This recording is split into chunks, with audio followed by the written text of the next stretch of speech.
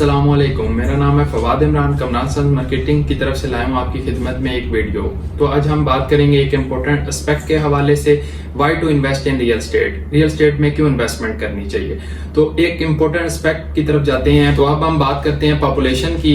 तो पॉपुलेशन जिस तरह इंक्रीज कर रही है पाकिस्तान में, नेचुरली इसकी वजह से डिमांड भी बढ़ती जा रही है रियल स्टेट की। तो इसके हवाले से आपको मैं दूसरा पॉइंट बताता चलूं एप्रिसिएशन का, कि रियल स्टेट एक ऐसी इंडस्ट्री है जिसमें आप सिर्फ एप्रिसिएशन ही की हो जा रही है। कोई भी इसमें डिक्लाइन का जो है एस्पेक्ट नहीं आता। बहुत रेयर केस होता है किसी भी इंडस्ट्री में रियल स्टेट की कि उसमें कोई डिक्लाइन का स्टेज है।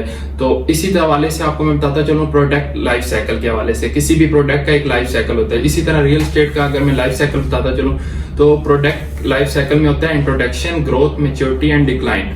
तो इंट्रोडक्शन जिस तरह तारुफ होता है किसी भी का, तो रियल स्टेट में ये होता है कि इंट्रोडक्शन होता है, मैच्योरिटी तक आता है, डिक्लाइन की तरफ बहुत कम जाता है। जिसमें मैं अभी आपको बताता हूँ, इंट्रोडक्शन होता है किसी भी प्रोडक्ट का इंट्रोड्यूस होती है रियल स्टेट की इंडस्ट्री में, कोई भी प्रोडक्ट इंट्रोड्यूस होता है तो वो फिर इंट्रोडक्शन के बाद ग्रोथ के स्टेज की तरफ जाएगा, बढ़ने के स्टेज की तरफ जाएगा, इंक्लाइन करेगा, मतलब कि ग्रोथ उसकी इंक्रीज करेगी। उसके बाद वो एक मैच्योरिटी लेवल पे आ जाएगा कि इसके अलावा इसने ऊपर नहीं जाना, कॉन्स्टेंट रेट हो जाता है जिस तरह किसी भी प्रोडक्ट के कॉन्स्टेंट रेट हो जाता है। तो उसके बाद डिक्लाइन के स्टेज पे नहीं आता है। इसी वजह से रियल स्टेट का एक बेनिफिट है कि इसमें इन्वेस्ट किया जा सकता है। चले आए अब चलते हैं, आपको कुछ इसके इंपॉर्टेंट एडवांटेजेस बताता चलूं। जिस तरह स्टोर ऑफ वैल्यू, मतलब कि आपकी वैल्यू जो है वो एक परमानेंट स्टोर है एक जगह पे, आपको कोई भी उस पर लॉस नहीं होता। आपकी वैल्यू ना कोई आपसे खींच सकता है, उस एक किस्म का वो आपका कैश है, ना आपसे वो कोई खींच सकता है, वो एक ही जगह पे कांस्टेंट रहेगी, आपसे कोई उससे ले नहीं सकता। चलें फिर दूसरे पॉइंट की तरफ चलते हैं, तो वो है इनकम फॉर लाइफ। ये मतलब कि आपके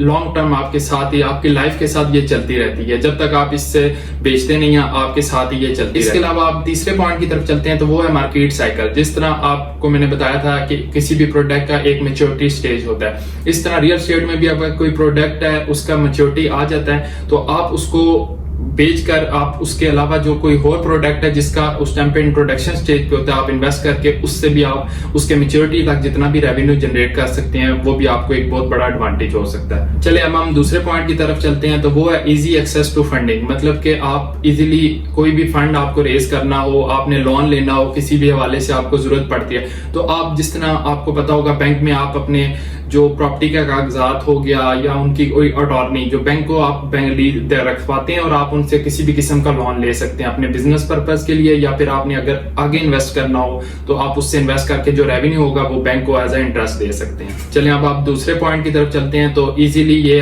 कन्वर्ट हो जाता है। जिस तरह आप एक बंदा है, उसने इन्वेस्ट किया है, तो कल को उसने जब अपने बच्चों के नाम पे ट्रांसफर करना है तो वो इजीली जो होता है वो आपका ट्रांसफरेबल ये चीज है। तो एक ये बहुत बड़ा एडवांटेज है कि आपको कोई इशू नहीं होता, आप अपने आगे ट्रांसफर भी कर सकते हैं। ये नहीं है कि सिर्फ आप तक ही ये एसेट महदूद रहेगा। चलिए आपको दूसरे पॉइंट की तरफ चलते हैं। ये एक टेंजिबल एसेट है, जिस तरह आप इजीली इसको कन्वर्ट करके कैश में भी कन्वर्ट कर सकते हैं। तो कुछ ये जरूरी पॉइंट थे जो आपके साथ मैं शेयर करना चाहता था। उम्मीद है आपकी नॉलेज में बहुत इजाफा हुआ होगा। मजीद इन्फॉर्मेशन के लिए नीचे दिए गए नंबर पर रब्ता कीजिए। बहुत शुक्रिया। अल्लाह हाफिज।